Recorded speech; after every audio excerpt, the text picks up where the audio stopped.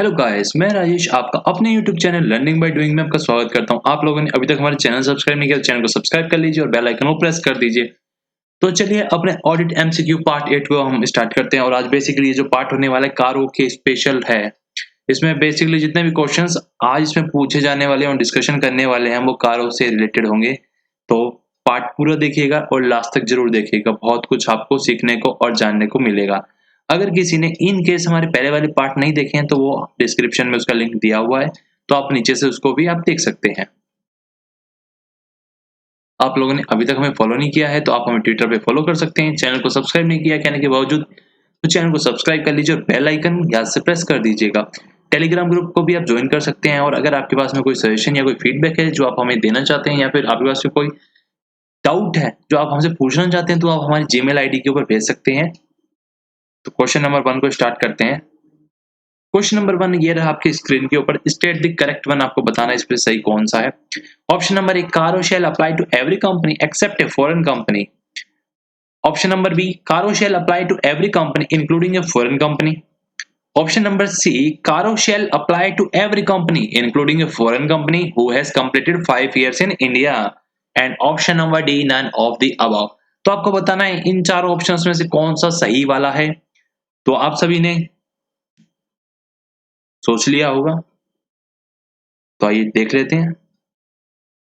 Option number B is the correct one. CARO shall apply to every company including a foreign company.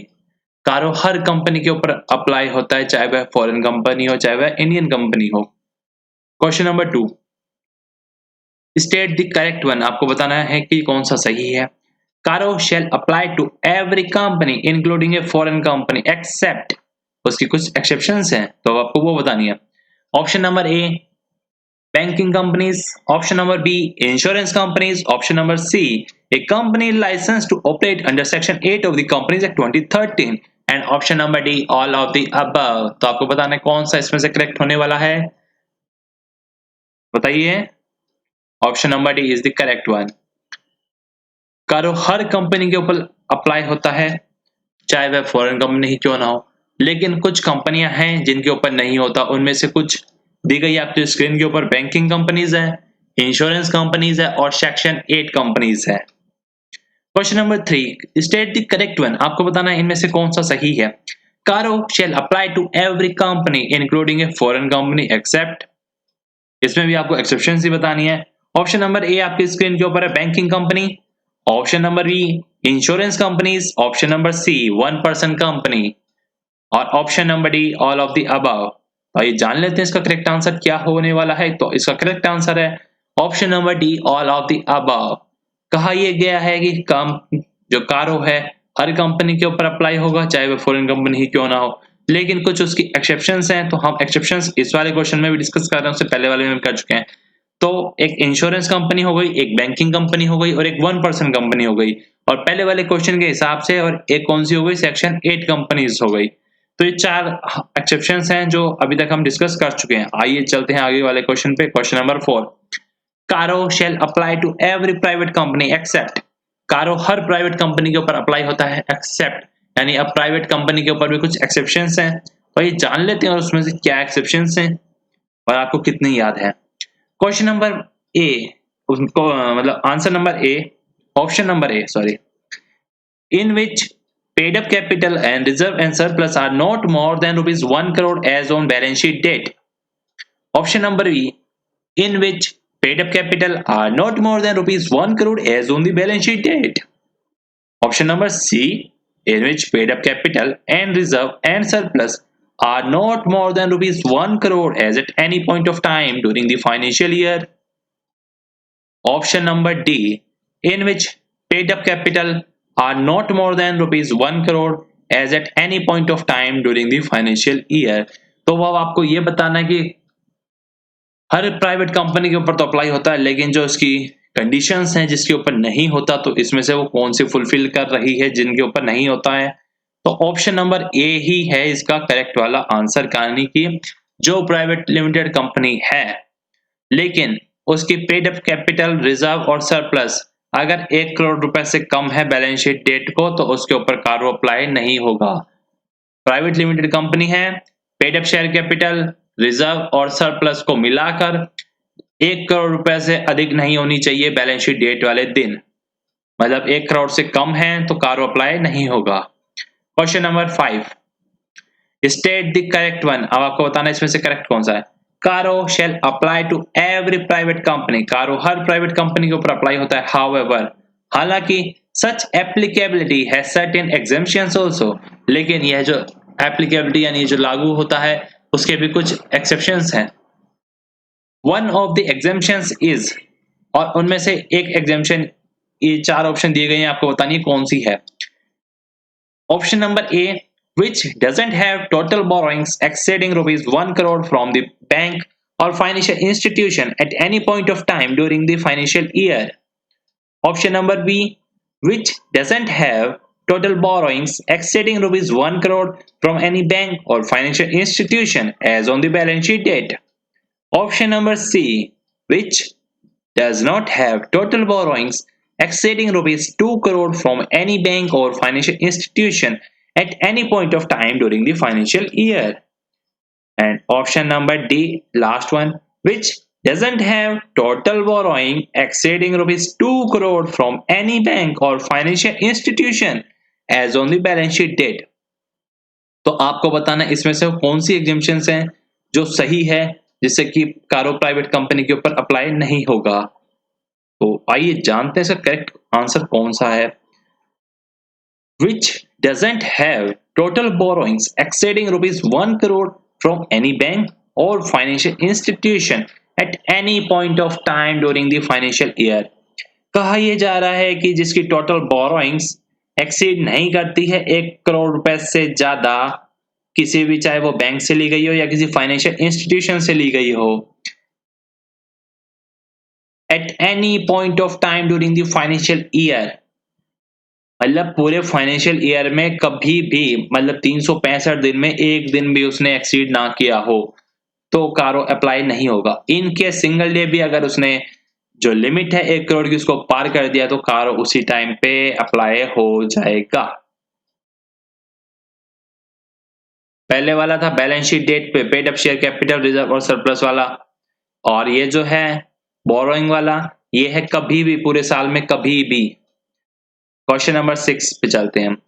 Caro shall apply to every private company. However, such applicability has certain exemptions also. One of the exemption in, तो आपको बताना है इसमें कौन सी exemptions हैं। हम already 2 discuss कर चुके हैं, तो ऑप्शन नंबर ए आपके सामने है, which doesn't have a total revenue as disclosed in Schedule 3rd to the Companies Act 2013, including revenue from discontinuing operations exceeding rupees 1 crore during the financial year as per the financial statement. Option number B, which doesn't have a total revenue as disclosed in Schedule 3 to the Companies Act 2013, including revenue from discontinuing operation exceeding rupees 5 crore during the financial year as per the financial statements. Option number C, which doesn't have a total revenue as disclosed in Schedule 3 to the Companies Act 2013, including revenue from discontinued operation exceeding rupees 10 crore during the financial year as per the financial statement. Option number D, which doesn't have a total revenue as disclosed in Schedule 3 to the Companies Act 2013, including revenue from discontinuing operation exceeding rupees 15 crore during the financial year as per the financial statement. तो आपको बताना है इसमें से वो कौन सी exemption है जिसके कारण प्राइवेट लिमिटेड कंपनी के ऊपर कारो अप्लाई नहीं होता है।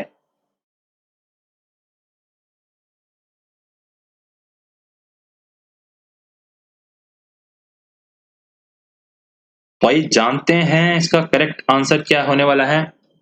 तो इसका करेक्ट आंसर है आपके स्क्रीन पे ये रहा, सी, which doesn't have a total revenue as disclosed in Schedule 3rd to the Companies Act 2013, including revenue from discontinuing operation exceeding rupees 10 crore during the financial year as per the financial statement.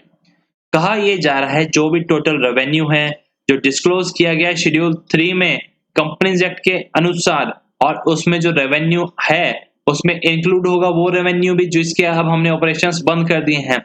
अगर वो exceed कर गया 10 करोड़ से ज्यादा financial year में, जो financial statement हमने बनाए हैं उसके, तो कारो अप्लाई हो जाएगा, यानी 10 करोड़ से कम होना चाहिए टोटल रेवेन्यू जो भी डिस्क्लोज कर रहे हैं हम शेड्यूल 3 में कंपनी एक्ट 2013 के हिसाब से,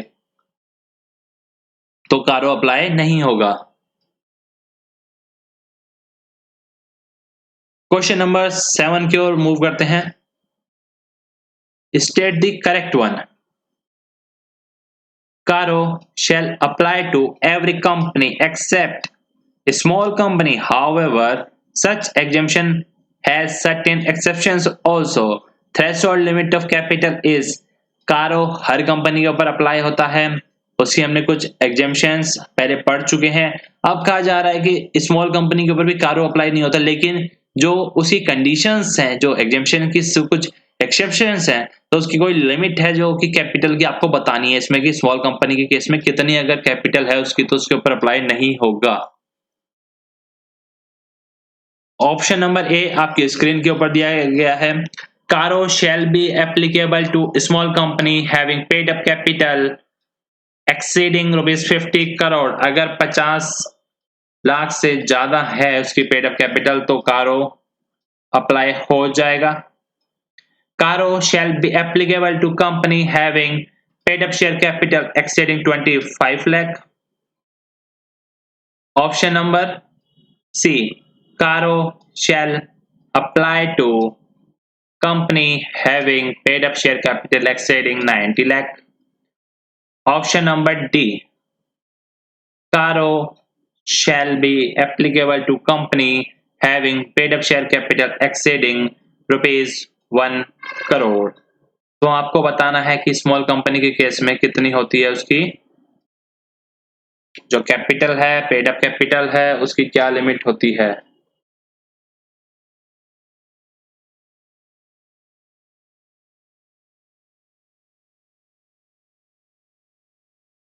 तो ये जान लेते हैं इसका करेक्ट आंसर क्या है। कारो अप्लाई हो जाएगा उस स्मॉल कंपनी के ऊपर जिसकी पेड अप कैपिटल अगर 50 लाख से ज्यादा है, तो क्योंकि 50 लाख से ज्यादा है तो वो स्मॉल नहीं रहेगी, वो फिर बड़ी कंपनी हो जाएगी, इस वजह से उस पर भी कारो अप्लाई हो जाएगा। अगर paid up share capital 50 lakh से ज्यादा हो रही है तो वो स्मॉल कंपनी के ऊपर भी कारो अप्लाई होगा। क्वेश्चन नंबर 8 ईयर हाफ की स्क्रीन के ऊपर state the correct one. CARO shall apply to every company except a small company. However, such exemption has certain exceptions. Threshold limit of capital is Caro shall be applicable to a small company whose turnover exceed 2 crore. Caro shall be applicable to a small company whose turnover doesn't exceed 3 crore. Caro shall be applicable to a small company whose turnover doesn't exceed 5 crore. Caro shall be applicable to a small company whose turnover exceed 1 crore. तो आपको बताना है इसमें से कौन सा है इसका करेक्ट वन। तो आइए जान लेते हैं इसका करेक्ट आंसर क्या है। कारो अप्लाई हो जाएगा उस स्मॉल कंपनी के ऊपर अगर उसका जो टर्नओवर है वो 2 करोड़ से ज्यादा है। तो पहले हमने जाना था पेड अप शेयर कैपिटल और इस बार हमने जाना turnover. Paid up share capital था 50 और टर्नओवर है 2 crore. Question number 9 state the correct statement. आपको ये जो स्टेटमेंट बताई गई है इसमें से ये बताना है कौन सी करेक्ट है। Company audit report order shall not apply to the auditor's report on consolidated financial statement. कि कारो अप्लाई नहीं होता है ऑडिटर्स रिपोर्ट जो कंसोलिडेटेड फाइनेंशियल स्टेटमेंट पे बनती है। Caro shall also apply to auditor's report on consolidated financial statement. Option number 3. Company audit report order Caro shall also apply to the auditor's report of branch financial statement. Company audit report order shall not apply to the auditor's report of branch financial statement. तो नीचे option दिए गए A, B, C, D। पहला और तीसरा सही है, पहला और चौथा सही है, दूसरा और चौथा, दूसरा और चौथा। तो आइए जान लेते हैं इसका करेक्ट आंसर क्या है। पहला और तीसरा कारो अप्लाई नहीं होता है कंसोलिडेटेड फाइनेंशियल स्टेटमेंट के ऊपर, और कारो अप्लाई होता है ब्रांच के फाइनेंशियल स्टेटमेंट के ऊपर भी।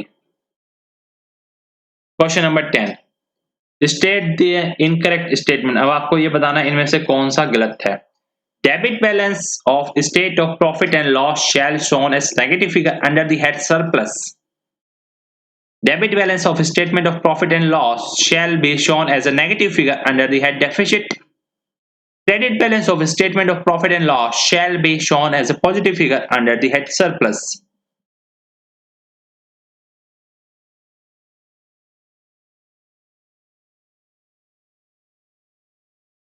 तो आपको ये बताना इसमें से कौन सा गलत है। तो सेकंड वाला बी ऑप्शन गलत है इसमें से।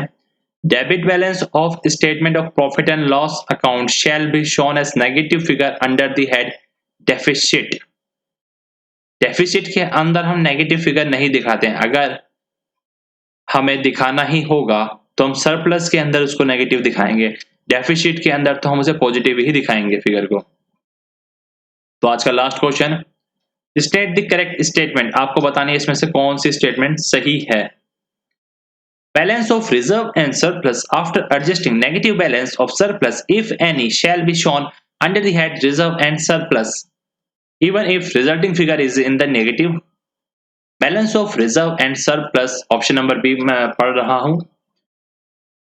After adjusting negative balance of surplus if any shall be shown under the head reserve and surplus, reserve and deficit even if the correct resulting figure is in the negative। तो deficit का तो हमने कहीं पढ़ा ही नहीं है कि reserve और डेफिसिट होता है, रिजर्व और सरप्लस ही हमने पढ़े हैं। तो इस प्रकार से हम अगर देखें तो लास्ट के जो दोनों ऑप्शन है वो एलिमिनेट हो जाते हैं और जो फर्स्ट ऑप्शन है वो इसका करेक्ट वाला हो गया आंसर। उम्मीद करता हूं आपको काफी अच्छा लगा होगा और काफी कुछ आपको सीखने को भी मिला होगा। और आप लोगों ने अभी तक हमें फॉलो नहीं किया है तो आप हमें ट्विटर पे फॉलो कर सकते हैं, चैनल को सब्सक्राइब कर लीजिए और बेल आइकन को प्रेस कर दीजिए। टेलीग्राम ग्रुप को भी आपने ज्वाइन नहीं किया तो टेलीग्राम ग्रुप भी आप ज्वाइन कर लीजिए। अगर आपके पास में अभी भी कोई कारों के रिगार्डिंग कोई डाउट है और जो आप हमसे पूछना चाहते हैं तो वो आप हमें डाउट को सीधा जीमेल के माध्यम से हमसे पूछ सकते हैं, तो आप हमें जीमेल कर सकते हैं। तो आज के लिए इतना ही, नेक्स्ट क्लास में हम नेक्स्ट पार्ट पे डिस्कशन करेंगे बाकी और क्वेश्चंस।